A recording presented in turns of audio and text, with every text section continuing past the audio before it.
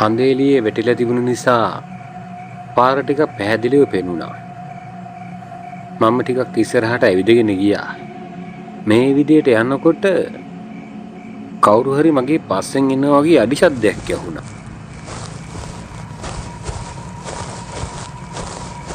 පිටිපස්සෙන් ආපු අඩි ශබ්දයට ඇහුම්කන් දීගෙනම ඉස්සරහට ගියේ මම එකපාරම නැවතිලා ආපහු හැරිලා බැලුවා.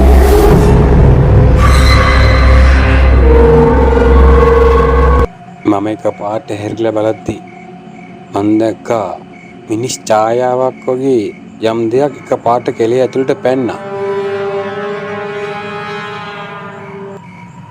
පිටිපස්සෙන් ආපු අඩි ශබ්දෙයි දැකපු මිනිස් ඡායාවයි කියන හිතද්දී හොඳටම පැහැදිලි මගේ පස්සෙන් ආවේ මිනිසෙක්. මෙතන මොකක් කරේ ලොකු රහසක් තියෙනවා. මේ ගැන හිත කැලේ මැද ඇති ඒ පහළු සොහොන් පිටිනියට මම ඇතුල් වුණා. ටිකෙන් ටික මිනිස්සු බය කරපු ඒ හොල්මන් අවතාරේ ඉන්නවයි කියන තැනට මම ලං වුණා. දැන් වෙලාව හරියටම රෑ 12:20යි. එක පාර්තම කැලේ ඇතුලෙන් නරියෙකු කියන සද්දයක් ඇහුණා. ඒත් එක්කම වගේ මහා භයානක හිනාවක් එක්ක කොන්දේ කඩාගෙන දිගට සුදු ඇඳගත්ත ගෑනු කෙනෙක් අර ගස් දෙක අතරින් මතුවුණා.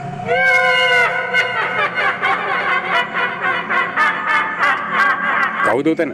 ඊළා අහන ගමන් මම ටෝච් එකේ පැත්තට ගැහුවා.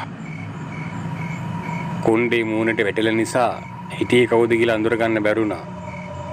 ඒත් එක්කම ඒ අවතාර ගෑණිය එතන තිබුණු ගහට මුවා වුණා. මම පිස්තෝලයක් අරගෙන වේගෙන් ඒ පැත්තට දුවගෙන ගියා. මම ළඟට කිට්ටු වෙනවත් එක්කම ඒ පිටුපසින් තිබුණු කැලේ කඩාගෙන කවුරුන් හරි ඇතුළට දිව්වා.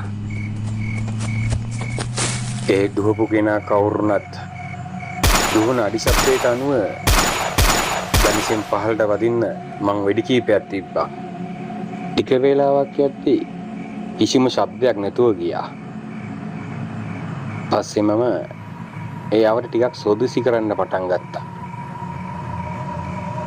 මීට මොහොතකට කලින් මෙතන ඉඳලා දිව්වේ මිනිහෙක් නම් අනිවාර්යෙන් ඒ දුවපු කෙනාගේ අඩිසලකුණු මෙතන තියෙන්න ඕන. ඒක නිසා මම ටිකක් අවට පරීක්ෂා කරා. සොහොන් පිට්ටනිය අවසාන හරියේ ඒ කැලව පටන් ගන්න හරියට වෙන්න පොළොව තෙත් වෙලා මඩ වෙලා තිබුණේ. ඒ හරියෙන් තමයි අර හොල්මන පැනලා දිව්වේ. ඒක නිසා මං ඒ හැරිට තව ටිකක් හොඳට සෝදිසි කරා. හරියට හරි. මෙතන මොහොතට කලින් ඉඳලා දුවපු ඒ හොල්මනගේ අඩි සලකුණු කීපයක් මේ මඩ සහිත පොළවේ තිබුණා. හැබැයි ඒ දුවලා තින්නේ පිරිමි පුද්ගලයෙක්.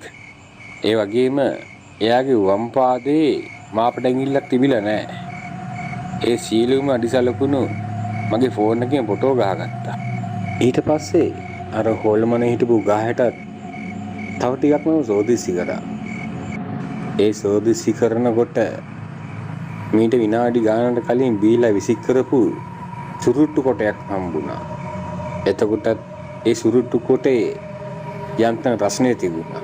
මගේ ඇඟිලි සලකුණු නොවදින විදිහට ඒ සුරුට්ටු කොටේ අරගෙන බෑග් එකකට දාගත්තා. ඊට පස්සේ තව ටිකක් කන්නත්තාවට සෝදිසි කරලා අනත්තෙන් එළියට ඇවිල්ලා මම සාගරලා ගෙදරට යන්න ගියා. කනත් ඇතුලේ සිද්ධ වෙච්ච හැම දෙයක්ම විස්තර කරලා මම සාගරට කිව්වා. ඒ කියලා කනත්ෙන් ඇහෙඳගත්ත සුරුට්ටු කොටෙත් මම සාගරට පෙන්නුවා. සාගරේ සුරුට්ටු කොටේ දැකලා අමුතුම කතාවක් කිව්වා. මේ වගේ සුරුට්ටු බොන්නේ මේ ගමේ එකම කෙනා ඉන්නේ. ඒ ඇල්බර්ට් ගුරුනාන්සේ. එහෙම කියලා සාගර මට කිව්වා. කවුද එතකොට මේ ඇල්බර්ට් ගුරුනාන්සේ කියන්නේ? කියලා මම සාගරගෙන් ඇහුවාම සාගර කිව්වේ ඇල්බර්ට් ගුරුනාන්සේ කියන්නේ මේ ගමේ ඉන්න කට්ටඩිය කියලා. එයා තමයි මේ ගමේ වටේම ගම්වල ඉන්න හැමෝටම යක්කු යවුනාම ඔය යක්කුණ්ඩ බය වුණාම අමනුෂ්‍ය කරදරවලදී නූල් බඳින්නේ තොইল කරන්නේ ඔක්කොම කරන්නේ මේ ඇල්බර්ට් ගුරුනාන්සේ කියලා තමයි සාගර මාත් එක්ක කිව්වේ. එහෙමද? එතකොට ඔය කියන ඇල්බර්ට් කට්ටඩියගේ වම් කකුලේ මාපටැංගිල්ල තියෙනවද? සැකින් වගේ මම සාගරකින් විමසුවා. ඇල්බර්ට් කුරුනාන්සේගේ වම් කකුලේ මාපටැංගිල්ල කපලා අයින් කළා දැන් ගොඩක් කල්. ඇයි බං එකපාරට එහෙම වෙන්නේ? සාගර මගේ ප්‍රශ්න කරා. මම මගේ ෆෝන් එක අතට අරගෙන අනත්තේදී මම ගත්ත ෆොටෝ ටික සාගරට පෙන්නුවා. සාගර මෙන්න මේ ෆොටෝ වල මේ අඩිසලකුණු වල වම් කකුලේ මාපටැංගිල්ල නැහැ. මේ තමයි මාව දැකලා කැලේ කඩන දීපු හොල්මනගේ අඩිසලකුණු. එහෙම කියලා මම ෆොටෝස් ටික සාගරට පෙන්නුවා. එතකොට මේ සොහොන් පිටිනේ තියලා හම්බෙච්ච සුරුට්ටු කොටේනොයි අර අඩිසලකුණු වලනොයි අපිට එක දෙයක් පැහැදිලි. මෙච්චර කල් මේ සොහොන් පිටිනේ මිනිස්සු වය කරලා තින්නේ ඇල්බර්ට් කුරුනාන්සේ වෙන්න ඕන. ඒකනේ නිශාන්ත. මටත් මුකුත් හිතාගන්න.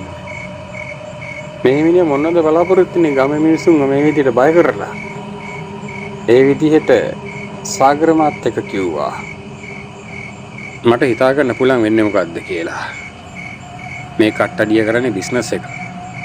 ටයටක් සොහොන් පිටින් ඉඳන් මිනිස්සු බය කරලා ඊට බහුදාරේ මිනිස්සු වෙනවා මෙයා ගාවට නූල් බැන ගන්න. තොইল නටන්න. ඒකේ මිනිහා ගාන කපන ලස්සනට. මේක තමයි මෙතන සිද්ධ වෙන්නේ. මචං සාගර මේ කිසිම දෙයක් කාටවත් කියන්න එපා. අඩුම වෙලාවේ තාත්තටත් මේක කියන්න එපා. මොකද තාම මේක අපිට සැකයක් විතරයි. මං හෙට උදේම කොළඹ යනවා. අපරාධ විමර්ශන ඒකකේ ඉන්නවා මගේ යාළුවෙක් මිස්ටර් දිවාකර. එයාට මේ හැම තොරතුරක්ම දෙනවා. මොකද මගේ හැම පරීක්ෂණයකම හැම තොරතුරක්ම එයාට දීලා තමයි හැම දෙයක්ම මම විසඳන්න බලන්නේ. ඊට පස්සේ මම ඔබට කෝල් එකක් දෙන්න. එහෙම කියලා ඊට පවුදා උදේම මම කොළඹ එන්න පිටත් වුණා. දිවාකර වික්‍රමනායක අපරාධ විමර්ශන ඒකකේ ඉන්න ඉහළ නිලධාරියෙක්. මගේ කුඩා කලපටන් අඳුරන හොඳම මිතුරෙක්. මම කරන සෑම පරීක්ෂණයකටම උදව් කරන්නේ මේ මිස්ටර් දිවාකර.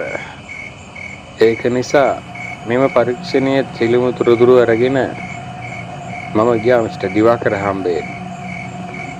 මකුළුදුව ගම්මානේ මම සොයාගත්ත හැම තොරතුරක්ම අර බීල විසික් කරපු සුරුට්ටු කොටේ එතකොට අඩිසලකුණු මේ හැම දෙයක්ම මම මිස්ටර් දිවාකරට දුන්නා. ඊට පසු දිනක මිස්ටර් දිවාකර මකුළුදුව ගමේ පොලිසියත් සමග ගිහින් ඇල්බර්ට් කුරුනාන්සේව අත්අඩංගුවට අරන් තිබුණා.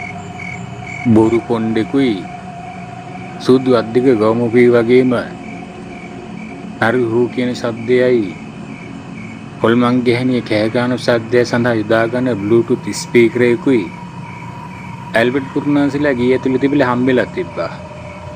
කනත් තිබෙලා හිඳගත්ත සුරුට්ටු කොටේ එහි තිබුණු අඩිසලකුණුයි ඇල්බර්ට් කුරුනාන්සේගේ බව පසුව කරන ලද පරීක්ෂණවලදී ඔප්පු වුණා. මෙච්චර කාලයක් ගමක් බය කරගෙන හිටපු ඒ හොල්මන් ගෑණිගේ කතාව එතනින් අවසන් වුණා. නමුත් තව එක රහසක් ඉතුරු වුණා.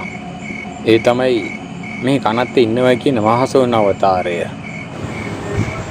මේ ගමේ මහසෝන ගහලා මරුණයි කියන මිනිස්සුන්ගේ පොලිස් වාර්තා කීපයක් අරගෙන මම බැලුවා. ඒ පොලිස් වාර්තාවල හැටියට ඒ මැරිච්ච කිසිම මිනිසෙකුගේ ශරීරයක කිසිම පිටස්තර පුද්ගලයෙකුගේ ඇඟිලි සලකුණක් හම්බෙලා තිබුණේ නැහැ. වේගයෙන් හිස පිටුපසට හැරවීම නිසා බෙල්ල පිටිපස්සේ සුසුන්නාව කැඩී යෑමෙන් සිදු වූ මරණ බවටයි එම පොලිස් වාර්තාවල සඳහන් වෙලා තිබුණේ. මහරෑට මේ කනත්ත මැද්දෙන් අධික බියෙන් ගමන් කරන මිනිස්සු එකවරටම පිටුපසින් එන ශබ්ද මොනවද කියලා බලන්න වේගෙන් හිස පිටුපසට හරවනවා.